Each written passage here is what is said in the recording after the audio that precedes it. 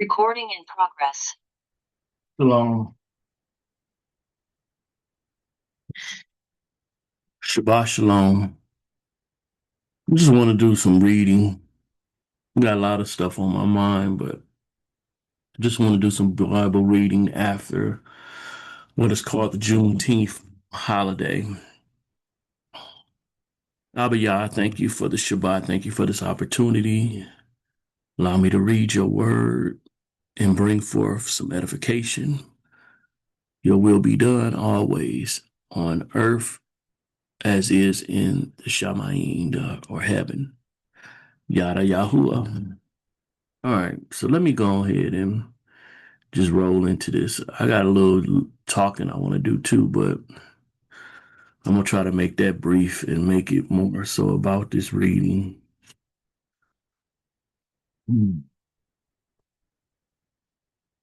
So let's go.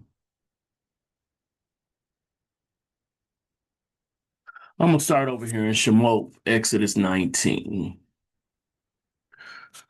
what's called verse 3. And it says, And Moshe went up to Elohim, and Yahuwah called to him from the mountain, saying, This is what you are to say to the house of Jacob, and declare to the children of Israel, You have seen what I did to the Mizrites, the Egyptians, and how I bore you on eagle's wings and brought you to myself. And now, if you diligently obey, I'm going to say it again. If you diligently obey, if you diligently obey my voice and shall guard my covenant, his commands, his Torah, guard my covenant, then you shall be my treasured possession above all peoples, for all the earth is mine. And you shall be to me a reign of priests and a set apart nation. Set apart, that means your structure, your rules, your guidelines are going to be different than any other nation. Those are the words which you are to speak to the children of Israel. Now, I'm one that tries to live by rules. And a lot of times when I do this, I'm told I'm controlling, which I'm okay with.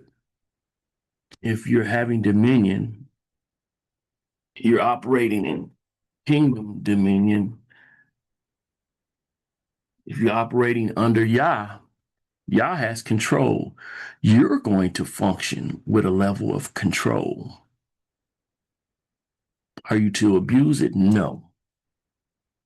If you're going to be set apart, you got to have some control. You got to have some rules. You got to have some guidelines. The Torah is our guidelines. Yet, most of us had a teaching time in life that we were told we're not under the law. But when you read what sin is considered a transgression of the law. So how can you disregard the law and have a comprehension of what sin is? The law identifies what sin is. So I want to go to something that a lot of people use to validate. And honestly, I'm gonna start before where they go so I can get there. Because one thing about the Bible is composed of letters, composed of scriptures that are a part of one writing. But we have seen that it's been broken down into chapter and verse. And so now people like to cherry pick a chapter, cherry pick a verse, and not really comprehend the context. So let me go to where I want to read and let me start. The focus is more so Romans 6, but I'm gonna start off at Romans 5. So let me share. Let me share.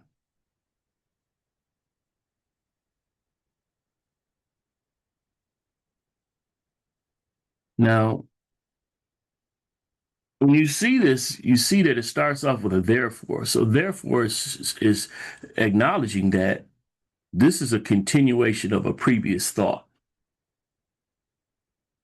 Therefore is almost like a response to what was said prior, but I'm not going to go back. I'm going to stay right here. It says, therefore, having been declared right by belief. A lot of people think that faith alone is what makes you standing right, ruling with Yah. But that would ignore obedience. But let's keep going. Therefore, having been declared right by belief, we have peace with Elohim through our Master, Yahushua Messiah, through whom also we have access by belief into this favor in which we stand, and we exalt in the expectation of esteem of Elohim.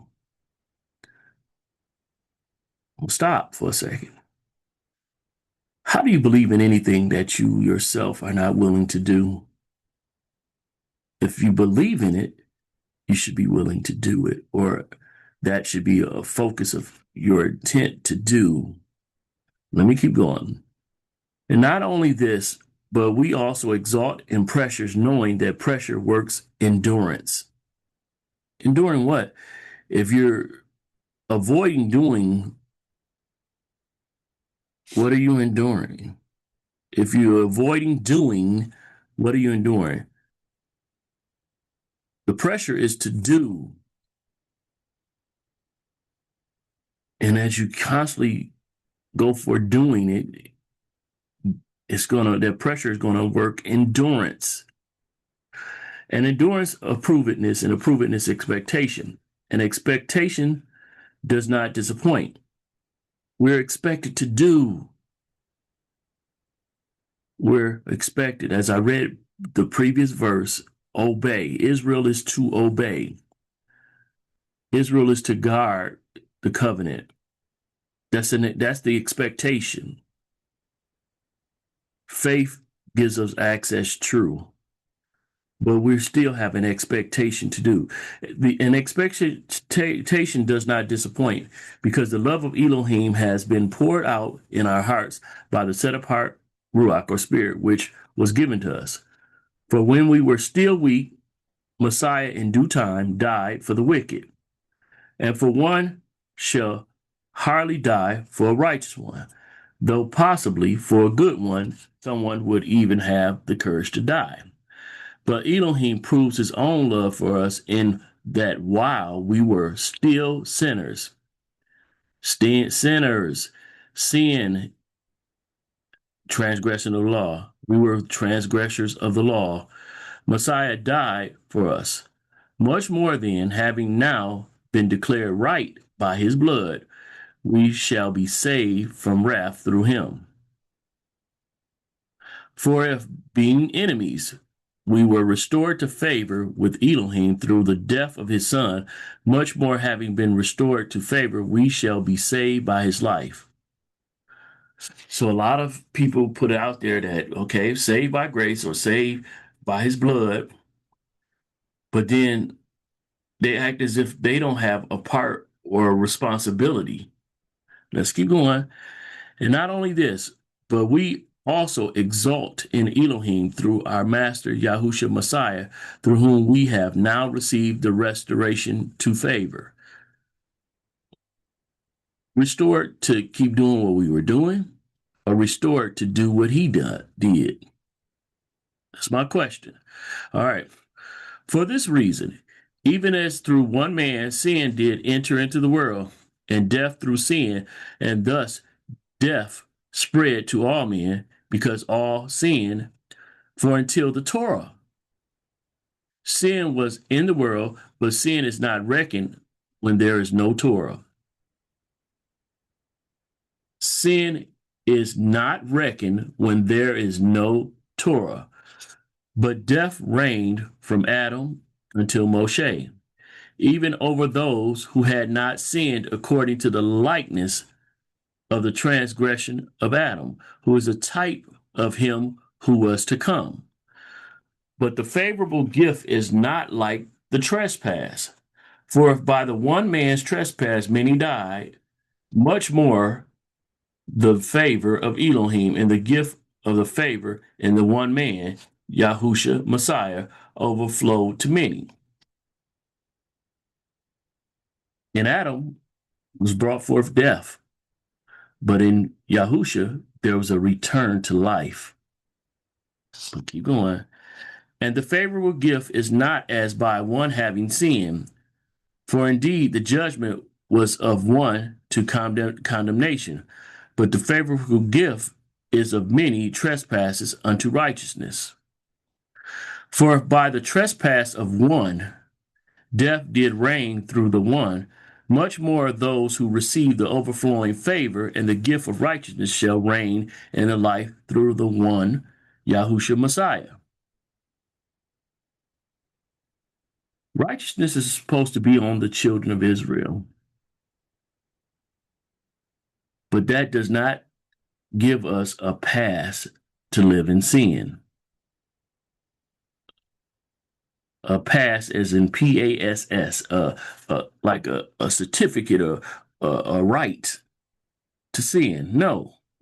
So then, as through one trespass there resulted condemnation to all men, so also through one righteous act there resulted righteous declaring of life to all men. For as through the disobedience of one man many were made sinners, so also through the obedience of the one many shall be made righteous. And the Torah came in beside, so that the trespass would increase. But when sin increased, favor increased still more. So that sin did reign in death, even so favor might reign through righteousness to everlasting life through Yahusha Messiah, our master. Now let's pause right here. This is how some people teach. They say, okay, sin from Adam caused everybody sin. So now the righteousness of Yahusha caused everybody to be righteous. And they stop right there. They say, okay, we're righteous. But they don't want to adapt a change in life. They want to keep going. So let's keep going. Context. Romans 6. What then shall we say? Shall we continue in sin to let favor increase? Remember, favor came through Yahusha, and it corrected the sin of Adam. But should we sin more so that the favor of Yahusha is increased? Verse 2, or what's called verse 2, let it not be. How shall we who died to sin still live in it? You can say all day you're not under the law, but to violate the laws after accepting what Yahusha did is a travesty. Let it not be. How shall we who died to sin still live in it? Or do we not know that as many of us as were immersed into Messiah Yahusha were immersed into his death?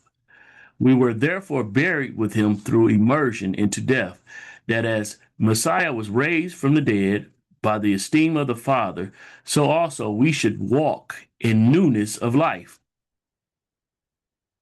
Okay, you walked in sin before. Walk now in newness of life.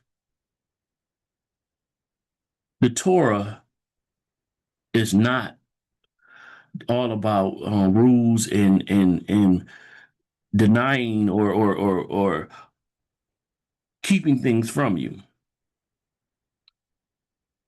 The Torah is a benefit, but some people look at rules as control. No, these rules help you control yourself against yourself. But for if we have come to be grown together in the likeness of his death, we shall be also of the resurrection, knowing this, that our old man was impaled with him, so that the body of sin might be rendered powerless to serve sin no longer. We shouldn't be doing what we were doing before, what we're supposed to be saved from or supposed to be redeemed from. Basically, if you're going to keep doing that, then what's the purpose of you being redeemed? For he who has died has been made right from sin, and we died with Messiah. We believe that we shall also live with him, knowing that Messiah, having been raised from the dead, dies no more. Death no longer rules over him. So sin should no longer rule over us because sin leads to death. If we operate in the life of Yahusha, we accepted his death, burial, we should also accept his resurrection. And in that resurrection, we should live new. For in that he died to sin once for all, but in that he lives to Elohim. So we're supposed to die to sin for once and for all. So you also reckon yourselves to be dead indeed to sin, but alive to Elohim in Messiah, Yahusha, our master. Therefore, do not let sin reign in your mortal body to obey it in its desires. Neither present your members as instruments of unrighteousness to sin. Don't put your physical body in acts of sin, but present yourselves to Elohim as being alive from the dead, and your members as instruments of righteousness to Elohim. For sin shall not rule over you, for you are not under the law, but under favor. It's not putting away the law. It's telling you you should be walking as one covered by the law. But people say, I'm not under the law. I'm under his favor. I'm under grace by faith. But if sin is ruling over you, no, you're not. And what is sin? Transgression of the law, transgression of the Torah. What then? Shall we sin because we are not under Torah, but under favor? Let it not be. That's some crazy talk when people try to live lascivious and live in sin or do things that are contrary to the laws or Torah of Yah and want to think that they operating in his favor. How you going to be something contrary to who he is? Your whole demeanor and character is nothing like him, and you want to add yourself to him. So you want to corrupt him too? Because you're corrupt? All he did was to bring forth righteousness to you. You cannot continue in doing what you were doing before. Those things should be put away. Do you not know that whom you present yourselves servants for obedience? If you obey your flesh over obeying the Torah of Yah, you are servants of the one whom you obey, whether of sin to death or obedience to righteousness. But thanks to Elohim that you were servants of sin, yet you obeyed. Obeyed what? Torah. From the heart, that form of teaching to which you were entrusted. And having been set free from sin, you became servants of righteousness. He says, I speak as a man because of the weakness of your flesh, for even as you did present your members as servants of uncleanness, and of lawlessness resulting in lawlessness, so now present your members as servants of righteousness resulting in set apartness. If you're not under the law, or that's what your demeanor, make sure you're not lawless.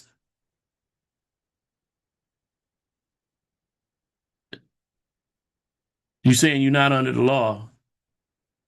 Make sure you're not lawless. They're saying I'm not under the laws is cliche all day because they don't really comprehend what they're saying. They say that as they eat their pork, eat their bacon. They say that as they disregard the Shabbat. Oh, I ain't got to do none of that. If he does it and he sees it of value, why would you not have to do it? Especially when, when people who call him Jesus say, what WWJD, what would Jesus do? He wouldn't be doing what you're doing. His name's Yahusha anyway, but he wouldn't be doing what you're doing. He wouldn't be eating no swine. He wouldn't be what? What you be doing? What you be doing? I ain't even got to go into it. A lot of the stuff that we know, when we doing off stuff, we know good and well. Ain't no way in the world that the Father or even the Son gonna be doing that. Stop trying to justify your wicked acts. Come on. For when you were servants of sin, you were free from righteousness. What fruit, therefore, were you having then? You should have different fruit, over which you are now ashamed, for the end thereof is death. Come on, your fruit should not be the same. But now, having been set free from sin and having become servants of Elohim, you have your fruit resulting in set apartness and the end, everlasting life. For the wages of sin is death, but the favorable gift of Elohim is everlasting life and Messiah, Yahusha, our master. I just want to ramble a little bit.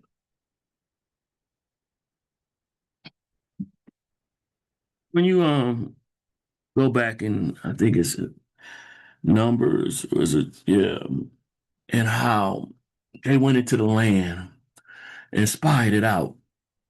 And only Yahushua and Caleb come back with a positive report. And it's like it's giants in the land. I want to just, I'm not, now I don't want to take away from that story. I don't want to corrupt it at all, but I'm just thinking, we the giants are giants. Israel are the giants. Not the same as those giants, but do you realize people actually fear us? I'm 6'4", so I deal with people saying they scared of me all the time and stuff like that. And I'm like, I ain't did nothing. Oh, you a big scary dude. You look like a angry black man or. And I'm like, man, having rules, man, they see us as trying to have control. And dominion is a level of control, but they fear us being in charge. Because they know how bad they did us when they were in charge. They view us like the giants in the land. And that's why they want to kill us all the time. They don't want us to reproduce. If we were so inferior and not a threat to them, why are they always scheming up plots to eliminate us or keep us away from things? I'm like, even things that they've set in place to benefit them, they will eliminate just so it doesn't benefit us. I'm like, man, when I found out that, like, Snap, there are more other nations on Snap than there are those that we would consider Israelites. They benefit from it more, but they would rather cut it so that we don't get no benefit. And I'm like, wow, our dollar supports almost every group except for us.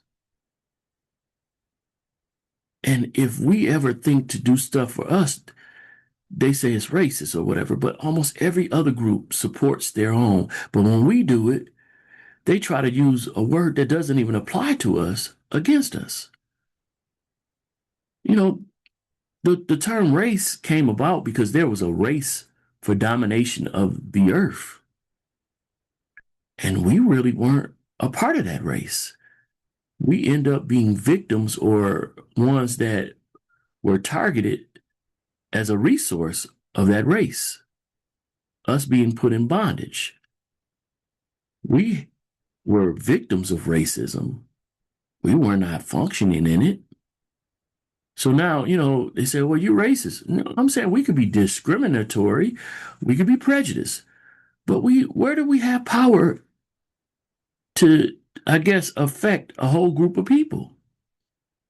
When I do something, it affects maybe one person or whatever, or a small group, but I don't have the ability to affect all people of a group. A lot of the laws that are put in place affect all of us melanin people. We have not shown that ability. And honestly, most of the times, us as a people, we don't operate like that. If something is done to us as a group, a lot of times people who don't feel the impact of that say, well, it didn't happen to me. And they have no opposition to that situation or person because they don't identify it happening to them. But other groups, if you do something to one of them, you did it to all. We don't function like that. When something happens to one of us, a lot of times we like, well, maybe they did something to, deserve that or whatever. We don't we don't have group ethics or whatever where we stand together no matter what. No. No, we do run from accountability. That happens. But I'm like, we don't have our own self-policing situation. Other groups police themselves. They don't let us get in their business. We let every other group get in our business. If one of us does something that, affects the group or whatever, somebody on the outside could speak on it, we don't shut them up. We let them have a say.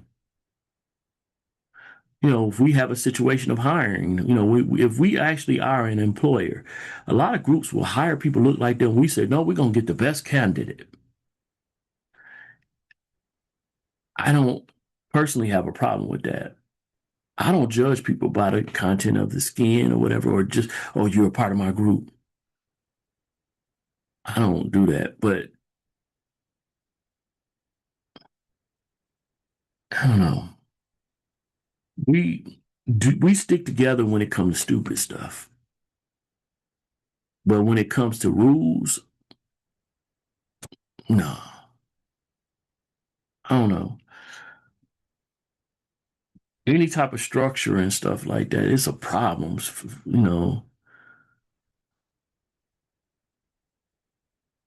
The Torah is a structure. I know I'm rambling, so if you sign off, that's cool. But man, I'm like, I don't want to dictate how another man runs his household. If he's operating in Torah, that's not my business. But the way I run my household, I can hear your suggestions or whatever, but you're not finna dictate to me how to run my household. You may not agree with it, so be it, but you're not gonna dictate my household. I'm like, I move in a way that's different to a lot of folks. I'm like, man, a lot of what is considered modern women are not attractive to me at all. Not, I'm married, so I'm good anyway. But it's like, man, I see so many of these women that they independence, they want equal and stuff like that. Uh, I ain't submitting, and I'm like, man, they make it as if the role of a woman is is such a bound situation.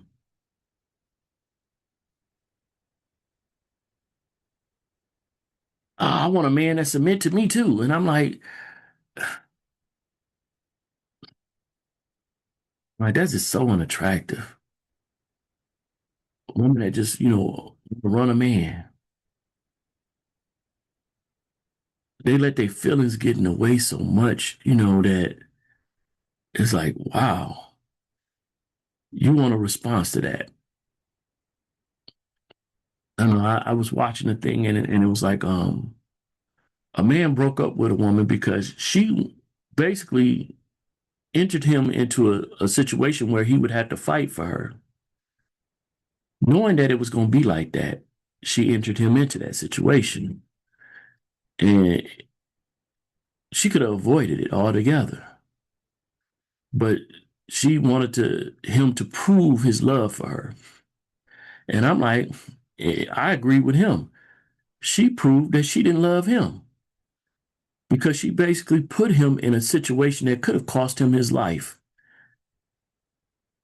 just to prove that he loved her.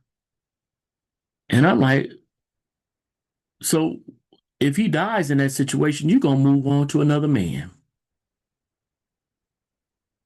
I'm like, that's crazy. Why would you put him, purposely put him in that position? I'm like, something's wrong with you that you need him to prove in that situation. Now, it'd be different if something happened and now he has to step up or whatever. But for you to basically initiate the situation, that's a problem. Something's wrong with you. Why would a man want that? That he constantly has to, enter into danger just to show that he loves her. I myself, I'm a protector, so you know, if there's a situation arises, yes, but I would not want somebody that always places me in situations or they cause the situation. No, that's crazy. Oh, it's a lion over there. Come on, I'm gonna walk over here and see what he gonna do. Huh? No, I'm gonna let you get ate up because you tempted in this situation too much. Now, if a lion just came out of the anyway, I'm getting in, I'm getting in front of. But no, for you to go over there knowing that the lion over there to cause me to have to defend you, no, you put my life on the line for what? To make you happy? Oh, he loved me. I'm like, women will fight tooth and nail to protect their feelings. I don't know, you shut them down on something. I'm like, man, I don't know. Telling a woman no sometimes, man, you can see how it almost like kills them inside. Say you got $1,000 in the bank and you planning on saving that towards getting her a car. But she see this bag she want and she know that $1,000 there. Well, I want to go get no. Her car at almost 200,000 miles and it's about to run out. So you got to start saving towards her new vehicle. That bag, she got bags. But since you done told her no, she upset with you. Bag ain't a priority. Getting her into something safe vehicle. Now, honestly, you probably should have started saving before it got to 200,000. But I'm just using that as a poor example. But still, a lot of times men are looking at things not just off feelings, but saying, okay, let me solve this problem.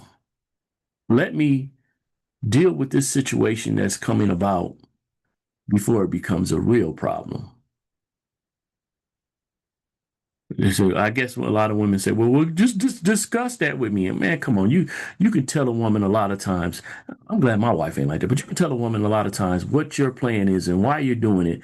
And if it doesn't fit their feelings, they still gonna be upset. If they don't agree with your reasoning, it's still gonna be upset. Let you figure out something the right way. Like I'm pretty sure mostly almost everybody that I know that was a Christian first before they got awakened to know that they were Israelites. When they started trying to put away certain things and stop doing certain things, they ran into some type of friction and some type of fight. Oh no, I'm not gonna celebrate Christmas no more. What? You're not gonna get the kids no gifts? They gonna have to do it. It's paganism, and we've been doing this forever. You know, but I can't do it no more. I gotta stop. Oh, but they doing it over there, and how our kids gonna not? And it's like, don't they have everything that they need? I've seen people go through that same argument or disagreement over something that we shouldn't be doing. I'm gonna eat my bacon. I'm gonna eat my shrimp. Me and my wife, when we first dated, our big thing was going to eat all you can eat crab legs all the time. And so when I stopped, it was a shock around here. But my wife was not, she didn't fight me on it. She didn't immediately let it go, but she eventually let it go. And now we look at it and be like, ugh, we used to eat that. We look at the the the lack of health benefits that it has, the negative things, and it's like, whoa, why were we doing that? A lot of things I I was able to teach her. And then she starts looking into herself and she's like, oh, what you said was true. It wasn't as if she just openly just says, I'm going to just do exactly what you say. I was not controlling her as many people think. I put forth the information, the evidence, and let her sift through it. I didn't marry a stupid woman. I married an educated woman. So when she's able to get the information, sift through it herself, I knew she would be able to come to the conclusion that matched where I was at. I didn't make her do anything. I revealed where I was at, and then I shared the information that I gathered, and then offered and gave her, the push to look out things for herself. And as she did, boom, I didn't control her, I didn't force her. That's not my role to do that. You know, I'm here to sacrifice for her. Her role is to submit to me. My wife tells me all the time she has no problem submitting to me because she's seen my sacrifice towards her. I myself don't always see it, but she lifts me up. A wise woman builds her home. She don't tear it down. She follows my lead, not because I demand that she does, but Yah does. She loves Yah more than she loves me. And that's something that we have consistently pushed as the narrative of our household is to love the Most High more than we love one another. Because there are going to become moments that we don't really like and maybe don't love one another. But as long as we're obedient to Yah, we'll fall in line. I'm big, so I can be viewed as a giant. I'm not here to scare anybody. When it comes to rule in my household, that's the order. That's the rule. That's where I'm supposed to be. But I get it. I was raised up in a matriarchy, so it's hard to see a man in a place of authority, especially in the home. but I don't rule with an iron fist. Yes, my rules are set, but I don't beat anybody into submission. A lot of my friends that are Torah keepers don't agree with me on a lot of stuff. You know, I watched certain things. I was watching the skit the other day, and a man, basically him and his wife were having problems, so his wife left the house. And so while his wife was gone, he allowed the mother of his oldest child to come into this home, and they drunk alcohol together. And I'm like, I don't even let women that aren't direct family in my household when my wife and my children are not here. Not something that my wife said, oh, this is how it is. No, that's something that I set in place. No, you can't come in here. You can sit outside in the driveway in your car or whatever, but you can't come in here. Oh, what? You don't trust yourself? I don't. But even if I did, I don't trust the situation. I can't control what another person does. If a woman come in this house, I let her in, and she, I'm gonna use your bathroom, and she comes out naked. Then what? How am I gonna be able to put her out without touching her if she refuses to leave? If she's never in here, I don't have to worry about that. If she don't come past the threshold, I don't have to worry about that. I don't believe I would be tempted right now. No, but I don't even want to give the appearance of evil. No, you can't come in here. You have no reason to be here. My wife's not here. Why are you here? What do you want? What's your purpose? No. Oh, you don't trust? Okay, I'll take that. I don't trust myself. No, you can't come in here. I'm protecting, I'm covering my wife. Oh, no, no, that's your weakness. Okay. I was a lust bucket. I was a whoremonger in my youth. I've been married to my wife 23 years, and no, I haven't functioned like I used to because I set rules, guards up, and I stay firm on those guards. And so sometimes, even in talking about that, I make people feel uncomfortable because I got a lot of men friends that don't agree with that rule. They do that. They allow women in the house, whatever, and stuff like that. And so when I talk about my stance, it may convict them. It may make them feel some type of way. And I'm like, do what you got to do. But when things happen, a lot of times I'm like, I'm just sitting there looking. I don't say, oh, I told you so. I just look. Because a lot of times when they've opened up their doors to situations like that, things have occurred. And a lot of times they stay away from trying to tell me, but I might find out anyway. Because, I don't tell people I told you so. I just look at you. And they like, man, the way you looking at me, oh, you judging me. I'm like, I ain't said a word. I can see it in your face. And I'm like, okay. I'm like, come on. When you play with fire and you get burnt, what did you expect? And so I'm like, I don't have to say a word. I don't have to say a word. People that lend people money that they ain't pay you back the last time. I'm like, okay. My grandmother used to tell me, somebody owe you some money, you paid for them. They don't get no more. That whatever amount that you gave them is how much they were worth. You paid for them. You paid for your piece. Let them have it, and they get no more. And remind them that they ain't broke because they got that amount that they got from you before. They still got your money. So they ain't broke. As long as they owe you, they ain't broke. I remember that from I take that one. I was like, And honestly, though, it's funny, though.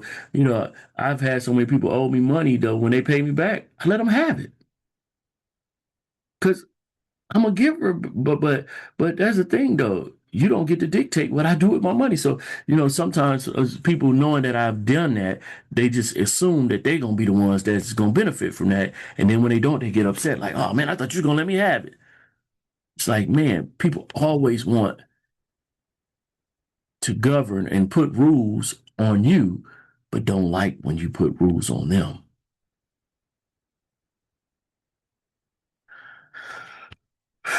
Man, I have rules. I always have rules for my children. When I was a young parent, I used to wouldn't let my children come in the kitchen. We had carpet in the dining room, and the kitchen had bare floor. And so anytime they went past that, the carpet, and it wasn't like I was beating them. I just, you know, and so they knew. I just look at them. And so they wouldn't cross there. And they're like, oh, you got too much control. But then a lot of those people, their kids was up in the cabinet, messing with chemicals and stuff like that. My children wouldn't even go into the kitchen at all. Because I look at them. Oh, you doing, that's too much. And I'm like, do what you do in your household. My wife asked me, since we had carpet, she was like, hey, could you have people when they come in take their shoes off? So I'm like, I'm not the one cleaning it. She cleaning. Okay, cool. So I have people take their shoes off. One of my guy friends didn't like it. So went to his house. He didn't even have carpet. He had wood floor. When the guys would come in, he would specifically point to me and say, you got to take your shoes off. And I'm like, nobody, okay. I mean, it's your house. I just basically stopped going over there. He was being petty and stuff like that. Nobody else had to take theirs off. So I'm walking around, they outside, shoes, whatever, leaving dust or whatever, and my socks collecting all of that because he was being petty since he had to take off. And I'm like, really? I just stopped going over there. I didn't end the friendship or whatever. I was like, but I just like, I ain't going over. He was being messy, petty. And it's his right. It's his house. Okay, cool. I can follow your rules in your house. My house, I don't allow no smoking on my property. I don't drink that often. So, you ain't gonna just be, just up drinking just to be drinking. I don't want to mind some wine on the feast days and stuff like that, but you just to be drink. Nah, you ain't gonna be drunk in my no. Got some rules. So leave that elsewhere. If you one of my Christian friends and you eat pork, you ain't bringing it in my house. No. Oh man, when I go to your house, you can do what you want to. If I don't like it, I leave. I went to my sister's house one time and they was blowing some trees and stuff like that. And I'm like, oh, you want me to stop? I'm like, it's your house. Once I got uncomfortable, I got up out of there. Cause I'm like, I ain't trying to fail a drug test off for somebody else's stuff. I don't mess with that. But I can't dictate what somebody else do in their house. How somebody discipline their children, how somebody even give, structure to their children. It ain't my place. But in my house, I'm like, I done told many of my relatives, you let your children come over here and you leave them with me. If they do something I deem worthy of a whooping, they're going to get it. If you don't want me to touch them, don't leave them over here because they need to know that I'm the authority.